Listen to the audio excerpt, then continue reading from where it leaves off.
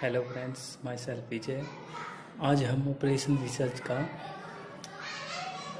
क्वीनिंग theory से ये state and proof arrival distribution theorem ये 16 नंबर में आती है और इम्पोर्टेंट भी है। आज हम इसके बारे में डिस्कस करेंगे। सबसे पहले तो मैं इस मॉडल के बारे में बता देता हूँ। इस मॉडल में है कि जब ये मॉडल ओनली अराइवल, इस मॉडल में only arrival are counting, no departure take place, is called pure birth model. यहाँ बर्थ रेफर करेगा arrival of new calling unit system, और ये जो डेथ है वो रेफर करेगा डिपार्चर ऑफ यूनिट्स। आइए हम अब इस थ्योरम के बारे में डिस्कस करें, इसकी स्टेटमेंट कैसे आएगी और हमें या स्टेटमेंट भी याद होनी चाहिए। इसमें क्या है, state and proof arrival distribution theorem, और इसी को बोलते हैं प्योर बर्थ थ्योरम, और इसी को पॉइजन प्रोसेस भी बोलते हैं। स्टेटमेंट क्या है, if the arrival are completely random then the probability distribution of number of arrival in a fixed time interval follow as Poisson distribution. Statement में क्या बोला गया है, कोई भी अराइवल है वो कंप्लीटली रैंडम है और हमें प्रोबेबिलिटी डिस्ट्रीब्यूशन है उन of number of arrival in a fixed interval of time पे जो रिजल्ट देगा वो इस पॉइजन डिस्ट्रीब्यूशन को फॉलो करेगा। आइए हम इसको प्रूफ देखते हैं। In order to drive the arrival distribution in queues we make follow the three assumption. हाँ, यहाँ हम इसको पहले थ्री अंजप्शन लेके चलते हैं। पहला अंजप्शन देखते हैं, इसका क्या है। इसमें क्या बोला गया, assume that there are n unit in system at time t. यहाँ क्या बोला गया भाई, n unit in system at time t पर, एंड जो probability that exactly one arrival will occur during small time interval delta t we given by. इसको हम denote कैसे करेंगे, ये lambda delta t plus o bracket delta T. यहाँ लैम्बडा क्या है, ये arrival rate independent of T है, और ओ है ये ओ डेल्टा टी ब्रैकेट में ये क्या करता है, include the term of higher order of delta T. अब हम इसका फर्स्ट केस में तो ये लेके चले थे भाई n unit in the system at time t पर। अब नेक्स्ट में क्या करेंगे, नेक्स्ट में लेके चलेंगे नेक्स्ट एग्जप्शन कि further assume that time delta t is very small. यहाँ पे डेल्टा टी वेरी स्मॉल लेके चलेंगे, और probability of more than one arrival in delta time delta T is O delta t के स्क्वायर से लिख के चलेंगे। यानी ये कहने का मतलब डेल्टा टी इतना स्मॉल है कि ऑलमोस्ट ये जीरो के है, जीरो ही आएगा, ऑलमोस्ट जीरो। और इसमें थर्ड अंजप्शन क्या है, इसका थर्ड अंजप्शन देखते हैं क्या है, the number of arrival in non overlapping interval are statically independents. इसमें 3 अंजप्शन लेके चले हैं, और अब हम इसको आगे देखते हैं। We now wish to determine the probability of an arrival in a time interval of length T.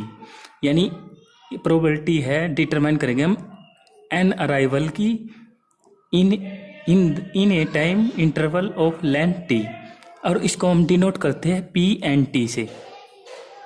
Clearly N will be an integer greater than और इक्वल टू जीरो। एन क्या है, यहाँ इंटीजर है, ग्रेटर देन है या फिर equal to है zero को। और आगे क्या है, we shall first develop the differential difference equation grouping the process in two different situation। यहाँ 2 डिफरेंट सिचुएशन पे रखेंगे। पहले में क्या है कि भाई हमने ये n यूनिट ली है t टाइम पे, और डेल्टा जहाँ अब हमें नो अराइवल नहीं है, तो आफ्टर डेल्टा टी टाइम के बाद ये टी प्लस डेल्टा टी पे भी ये एन यूनिट ही मिलेंगे हमें। और सेकंड केस में क्या है, सेकंड में कुछ नहीं है, सिर्फ यहाँ पे एक अराइवल अक्कर हो गया है, यानी एक अराइवल, वन अराइवल आ गया है, दे दिया गया है गिवन में। तो n-1 यूनिट पे डेल्टा टी टाइम पे था। अब डेल्टा टी टाइम पे क्या होगा जब वन अराइवल अकर हो जाता है, तो ये T plus delta t time पे ये n यूनिट हो जाएगा। ये n यूनिट कैसे हो गया, ये n-1 तो था ही था, अब वन अराइवल अकर कर गया तो +1 कर देते हैं। ये करने के बाद इजिकल टू ये n ही आ गया। ये n ऐसे आया क्योंकि एक अराइवल आ गया, पहले तो अराइवल था ही नहीं, अब ये वन अराइवल अकर हो गया है, तो इस मारे ये n-1 + 1 इजिकल टू n ही आ जाएगा। तो ये t plus delta t time पे n यूनिट आएंगे, n यूनिट बच जाएंगे।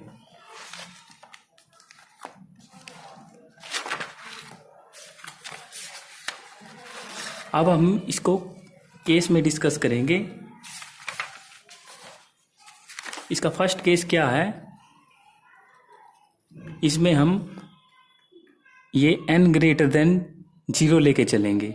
There may be two mutually exclusive way of having n unit at time t plus delta t पे।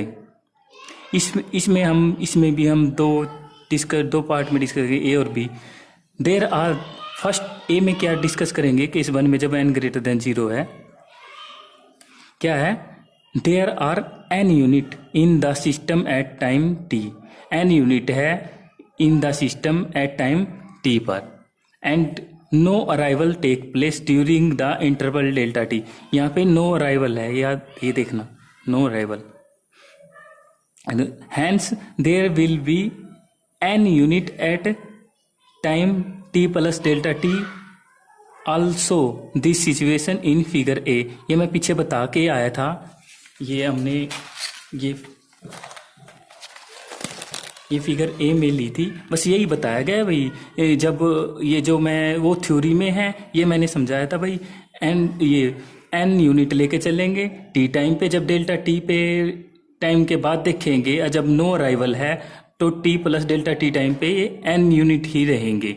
और इसी तरह वो थ्योरी में पीछे भी सेकंड पार्ट में भी यही लिखा होगा कि भाई n-1 यूनिट टी टाइम पे ले जाएंगे और वन अराइवल अकर कर जाता है, और डेल्टा टी टाइम पे ये t plus delta T n unit ही बच जाते। ये देखो, ये फिगर 1 में जो मैं बता के हाँ वही है। आगे क्या है, the probability of this two combined event will be, क्या है ये आपके पास, probability of this two combined event will be क्या हो जाएगा। एक तो probability of n unit at delta time t पे, और पीछे लेके चलते थे भाई, एक n यूनिट को एट टाइम t पे लेके चले थे, फिर मल्टीप्लाई में क्या करना है। अब क्या, सेकंड क्या है, probability of no arrival during delta t time पे क्या है, n टाइम पे। तो मैं पीछे बता के आया था, अगर n unit at time t पे है तो हमें किस से डिनोट करते थे, इसे p एंड t से। और फिर जब नो अराइवल है, यहाँ पे जब कोई एक ये चीज़ याद रखना कि भाई जब नो अराइवल आता है, नो अराइवल, तो यहाँ इसको लिखते हैं 1 प्लस इसको लिखते हैं 1 माइनस लैम्बडा टी। तो क्या है यहाँ, यानी n यूनिट टाइम पे तो पी एन टी दे रखा था, और जब लेके चलते हैं probability of no arrival during delta t, तो ये लिखते हैं 1 माइनस लैम्बडा डेल्टा टी। इसको इक्वेशन नंबर 1 दे देते हैं टाइम पे। और इसमें देखो ये क्या निकाल के दिखा रहा है, probability of exactly one arrival in T, तो ये लिख देते हैं लैम्बडा डेल्टा टी, और प्रोबेबिलिटी ऑफ नो अराइवल का ये देखो ये दिखा रखा, इसमें कैसे निकाला है ये 1 माइनस लैम्बडा डेल्टा टी। क्या है, जैसे probability of exactly one arrival निकालते हैं तो लैम्बडा डेल्टा टी आता है, और जब ना होने की प्रोबेबिलिटी 1 माइनस कर देते हैं, 1 माइनस लेमडा डेल्टा टी। इस बी पार्ट में क्या दिया हुआ था, there are the n-1 unit in the system at time t पे, जहाँ पे 1 अराइवल टेक प्लेस होता है। और ये कैसे आया था भाई, n यूनिट कैसे आया था at T plus delta t time पे, कि भाई n-1 तो था और यहाँ पे 1 अराइवल टेक प्लेस करा है, तो n-1 प्लस 1, ये 1 से 1 कैंसिल होके वापस n दे देगा।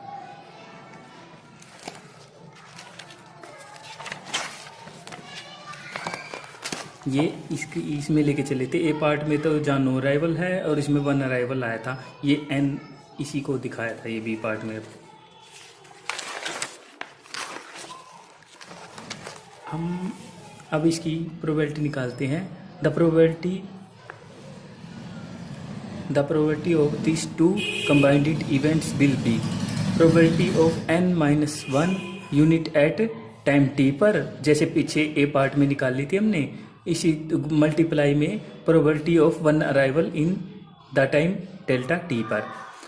अब जैसे n unit at time t पे था तो हमने ए से p से डिनोट किया था। यहाँ पे क्या है, n-1 यूनिट लेके चले हैं, तो यहाँ पे क्या आ गया, n के स्थान पर n-1 आया है और एज टी से बाकी। और ये था probability of 1 arrival in at time t। हमने पीछे देखा था, वो प्रोबेबिलिटी निकाल के देखी थी फर्स्ट में, वही होने की क्या थी, लैम्डा डेल्टा टी थी, और ना होने की 1 माइनस लैम्डा डेल्टा टी थी। तो अब यहाँ पे 1 अराइवल अकर कर रहा है, तो होने की क्या होगी, लैम्डा डेल्टा टी। ये रख दिया यहाँ पे लैम्डा डेल्टा टी, ये इसको सेकंड इक्वेशन का नाम दे दिया।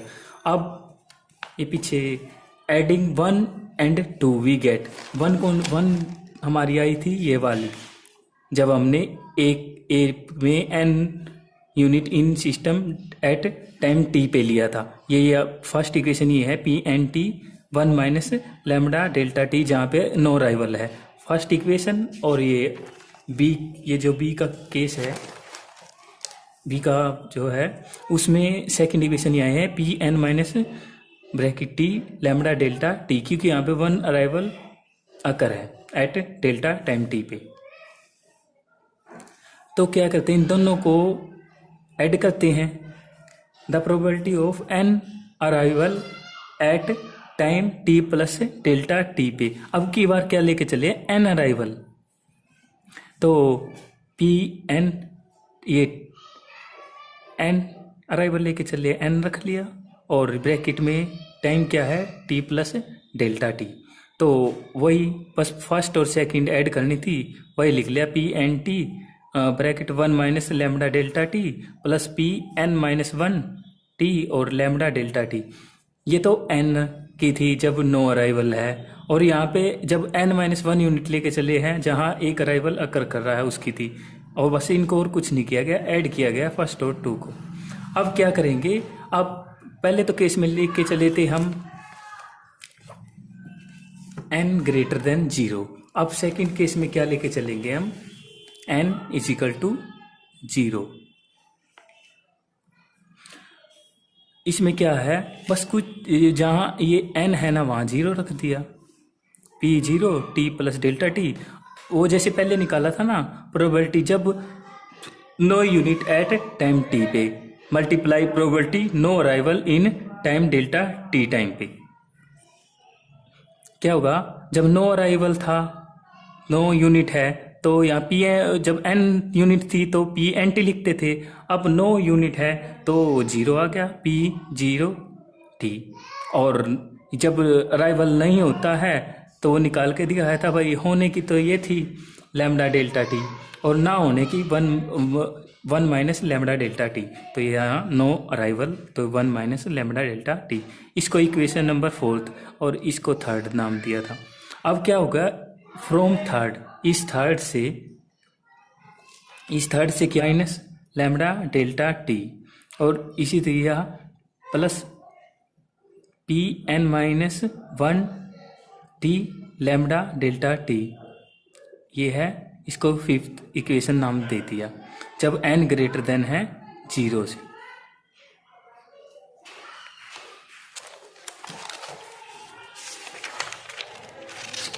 इक्वेशन फोर्थ, अब हम इक्वेशन फोर्थ का यूज करेंगे। पहले थर्ड का यूज किया था, अब फोर्थ का इक्वेशन करेंगे। Plus delta T minus P note T पे, तो क्या आ गया यहाँ पी नोट टी और ये माइनस लैम्बडा डेल्टा टी, जब एन क्या लेके चले हैं 0, एन जब 0 लेके चले हैं, ये है, इसको दे दिया 6 इक्वेशन का नाम।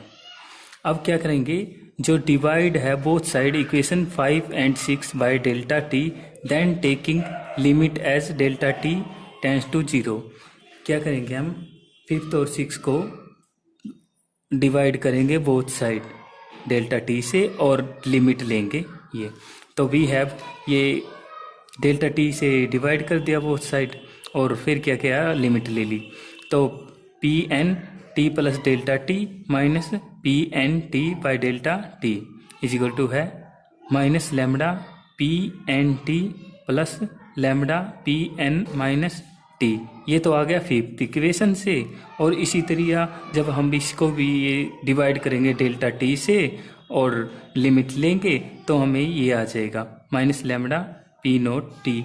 ये आप सोच रहे होगे कि ये कहाँ से आया, ये आया है 5th इक्वेशन से, जब हम ये इसको डिवाइड करते हैं लैम्बडा डेल्टा टी से। ये 5th इक्वेशन थी हमारी जो आई थी ये वाली, इसको डेल्टा टी से जब हम डिवाइड देंगे और तब इसको सोल्व करके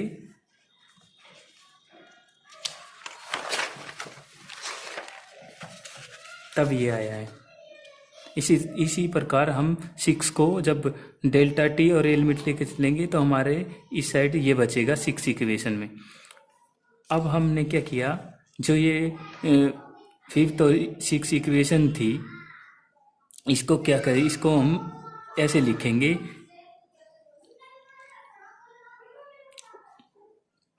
कैसे, इसको P इससे पहले हम इसको ही देखते हैं कि भाई ये आया किससे है, कि क्या लेके चल रहे हैं।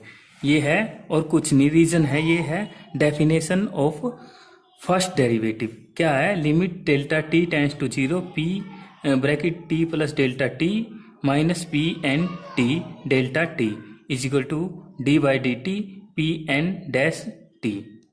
इसको ये फर्स्ट डेरिवेटिव का यूज किया हुआ है, इसको हम ये लिख सकते हैं।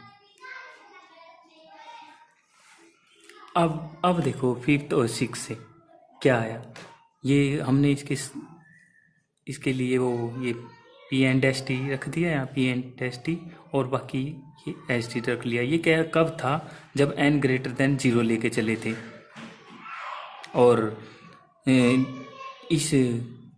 इसकी जगह ये रख दिया पी नोट पे लेके चल रहे थे, पी नोट टी पे, तो ये साइड यहाँ ये बच गया जब n 0 लेके चले थे।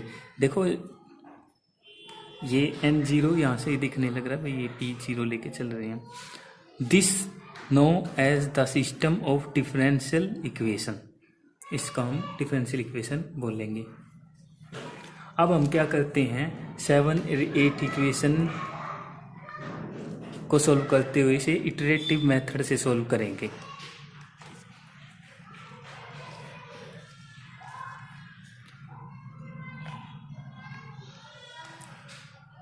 क्या कि ये पीछे वाली इक्वेशन का यूज करते हुए 8 का क्या आ गया, बस कुछ नहीं किया। ये जो पी एन डैश टी था ये इस साइड, पहले ये इस साइड था, अभी इससे ये मल्टीप्लाई से आके डिवाइड में आ गया और कुछ नहीं किया।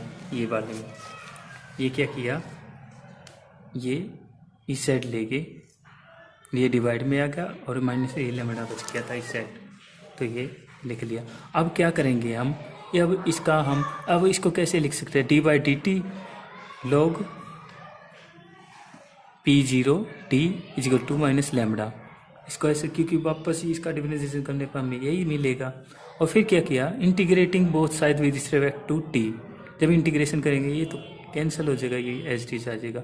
इसमें क्या किया, जब इसका इंटीग्रेशन करेंगे माइनस लैम्बडा टी और प्लस साथ में कोई कांस्टेंट आएगा, ए रख लिया हमने कांस्टेंट। अब क्या करेंगे, हम इस कांस्टेंट की वैल्यू फाइंड करेंगे, को हम ये बाउंड्री कंडीशन यूज करेंगे, p n 0 is equal to जब n इजिकल टू 0 है तो 1 देगा, n ग्रेटर देन 0 है तो 0 देगा। ये हम लेके चलेंगे बाउंड्री कंडीशन।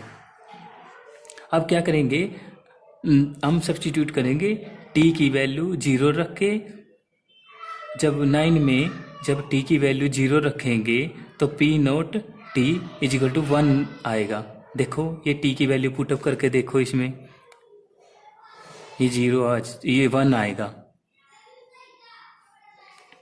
तो ये 1 आया। जब हम इसमें इसकी भी p नोट 0 की वैल्यू 1 रखेंगे 9 में, जब 9 में 0 रखेंगे, ये 1 रखेंगे तो a की वैल्यू 0 आ जाएगी।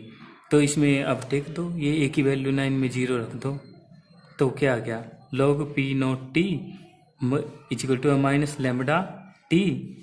और इसी को हम लिख सकते हैं p नोट t, ये log उससे जाके एक्सपोनेंशियल में चेंज हो जाएगा, e माइनस लैम्बडा t। इसको हम इक्वेशन 10 देते हैं।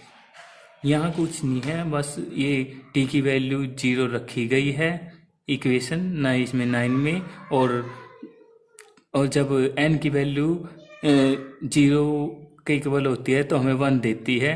तो ये हमारे p नोट इजिकल टू 1 है। ये वैसे कुछ नहीं, बाउंड्री वैल्यू ये बाउंड्री कंडीशन का यूज़ करके निकाला गया है कांस्टेंट की वैल्यू। जब हमारे पास कांस्टेंट की वैल्यू 0 इसकी एक ही 0 आ गई तो इसे वापस 9 में पुट कर देंगे। और आफ्टर ये वैल्यू पुटअप करने के बाद, यहाँ सोल्व करने के बाद ये 10 इक्वेशन हमें मिल जाती है।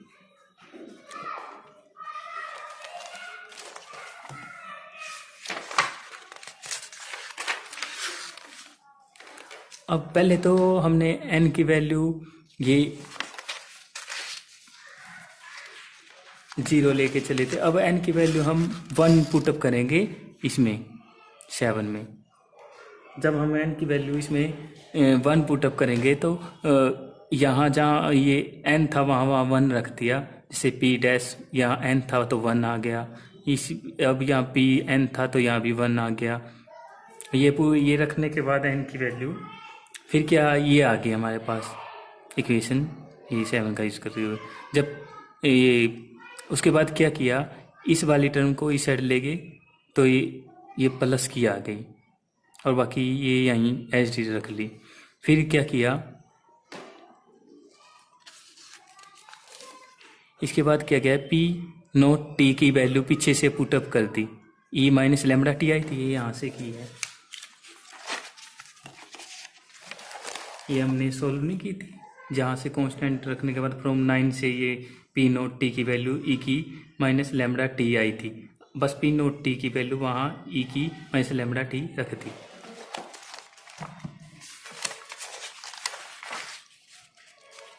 और हमने इसको इक्वेशन नंबर 11 दे दिया और 10 का यूज़ किया, वो मैं अभी दिखा के आया हूँ पीछे।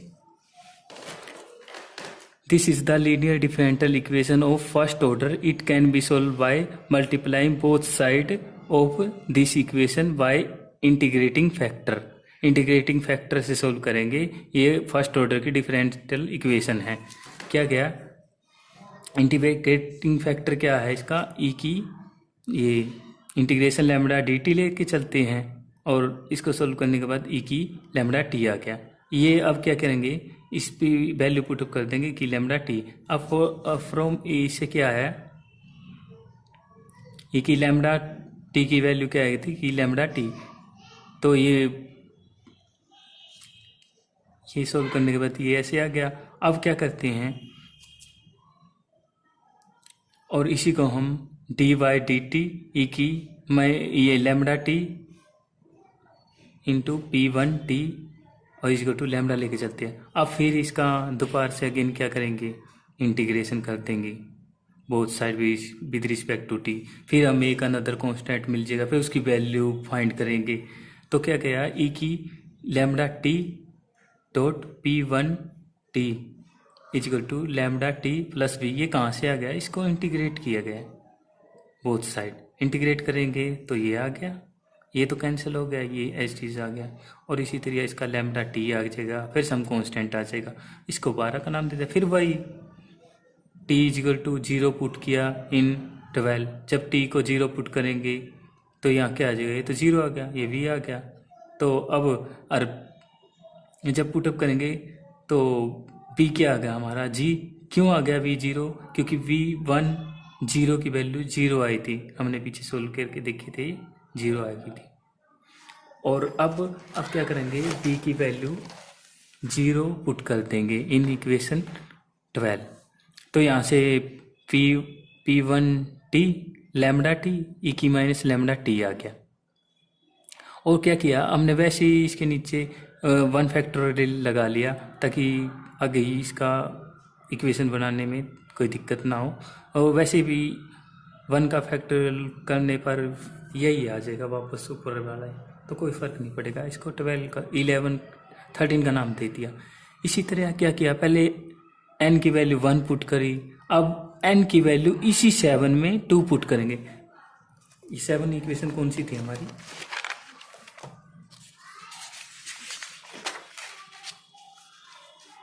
ये हमने पे क्या किया, इसी पे पहले तो n की वैल्यू 1 लेके चले, फिर वे a v ये कांस्टेंट फाइंड करे, फिर उनमें पुटअप किए। अब n की वैल्यू यहाँ पे 2 लेके चलेंगे। ये इसी इक्वेशन को पकड़ लो भाई, इसमें n की वैल्यू 1 रखनी है, फिर 2 रखनी है। अब हम इसमें n की वैल्यू 2 पुटअप करेंगे, जहाँ जहाँ n है वहाँ 2 पुटअप करेंगे।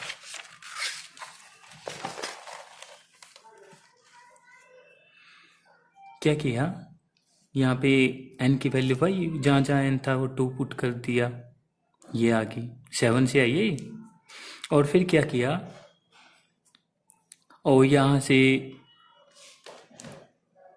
ये p1 की वैल्यू हम निकाल के आए हैं ऊपर 11, ये 13 में p1 की वैल्यू बस यही सेम रख दी यहाँ पे, और कुछ नहीं किया है।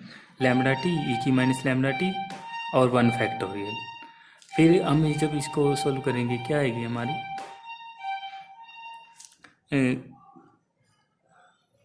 क्या आएगी, ई की lambda T p2 1 dash T ई की minus lambda T lambda p2 T, और ये लैम्डा इंटू लैम्डा टी।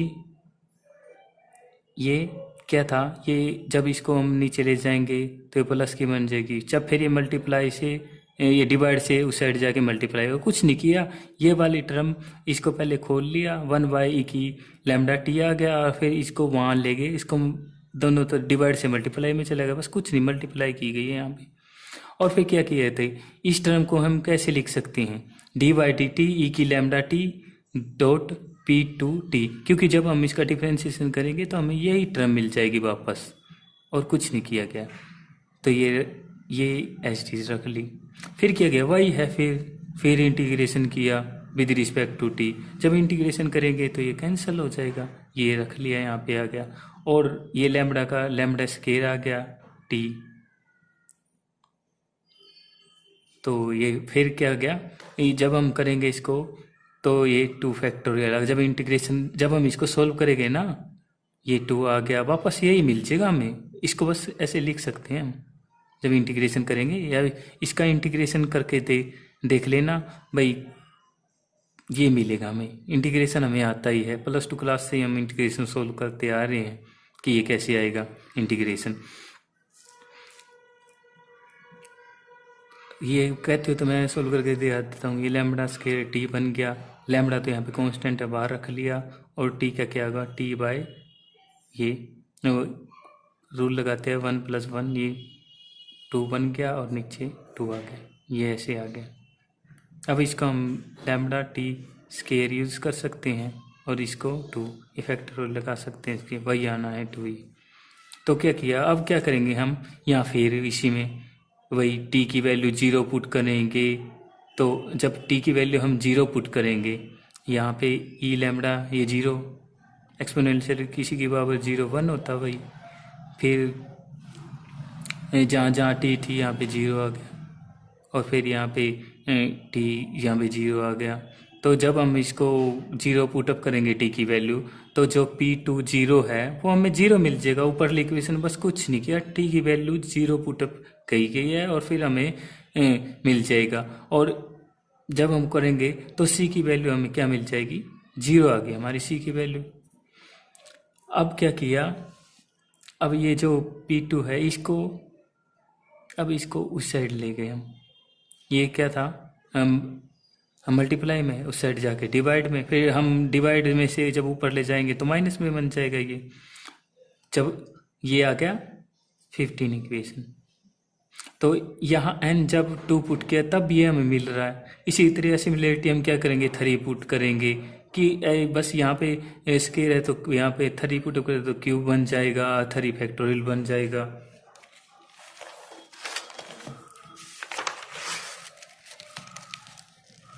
फिर हम क्या करेंगे, कंटिन्यू लाइक दिस पे भाई, फिर m पे करेंगे। जब n की वैल्यू m पुटअप करेंगे, m पे फाइंड करेंगे तो सिर्फ कुछ नहीं है, जहाँ जहाँ वो स्केयर n2 लिया तो स्केयर बन रहा था, यहाँ पे 3 लिया तो 3 बन रहा था। अब m की m रख के चल रहे तो वैल्यू m आ जाएगा, यहाँ पे m फैक्टोरियल आ जाएगा, यहाँ भी m आ जाएगा। फिर क्या किया, फिर वी पुट, फिर 7 में हम पहले तो n1 लेके चल रहे 7 में, फिर 2 लेके चले, फिर हमने m तक फाइंड किया। फिर हम 7 में ही n की वैल्यू m+1 लेके चलेंगे। जब हम 7 में ये n के स्थान पे m+1 लेके चलेंगे, उसे भी कुछ नहीं, यहाँ पे ये जो n था वो m+1 हो जाएगा, m+1 हो जाएगा, और कुछ नहीं है। जहाँ जहाँ n थी वहाँ ये m+1 रख दिया और कुछ नहीं हुआ। तो क्या गया, अब क्या करेंगे, जो ये मिला हमें इसको क्या करेंगे, मल्टीप्लाई कर देंगे बाय ई की लैम्डा टी से, यूजिंग 16 का इक्वेशन यूज करके।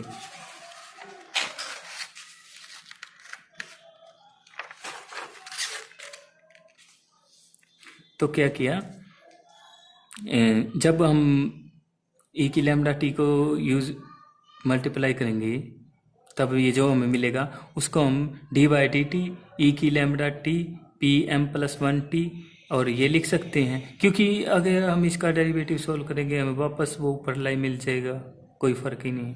इसको ऐसे लिए लिख सकते d/dt करके। तो फिर वही आ गया भाई, इंटीग्रेशन कर दिया दोनों तरफ, वो side squaring both side by integration कर दिया। ये इंटीग्रेशन करने के बाद क्या है, d/dt से कट के ये s से आ गया, और फिर इसका इंटीग्रेशन करेंगे, वही जो मैं पीछे करके आया था इंटीग्रेशन सोल्व वैसे ही करना है। ये आ गया lambda T m+1 m factorial, और यहाँ क्या आ गया, फिर एक कांस्टेंट t दे दिया यहाँ पे। फिर अब क्या किया, अगेन वही t की वैल्यू 0 पुट करेंगे, और फिर p ये 0 पुट करेंगे, 1 आ गया, ये यहाँ पे 0 आ गया, ये pm+1 0 आ गया। और जब यहाँ पे पुटअप करेंगे m की वैल्यू तो ये सारा ही 0 आ जाएगा, और जब ये 0 आ जाएगा तो यहाँ d बच गया, d, और यहाँ इसकी वैल्यू क्या है जी, 0, तो ये 0, d की वैल्यू क्या आ गई हमारी 0 आ गई। फिर क्या किया, जब हम m+1 t लेके t है, ये क्या आ गया पुटअप करने के बाद, ये लैम्डा टी m+1 ई की माइनस लैम्डा टी m+1, ये कैसे आया, बस कुछ नहीं किया, ये इसमें d की वैल्यू रख दी है, जो हमारी 0 आई इसमें 0 रख दी, बच गया ये आ गया।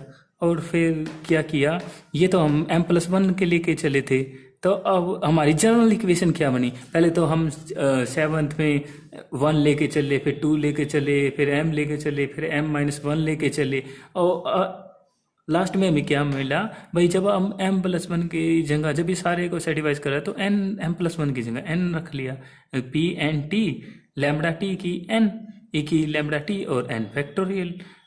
अब ये क्या क्या ये है, which is a Poisson distribution formula, इसको फॉलो करके यही हमें रिजल्ट चाहिए था।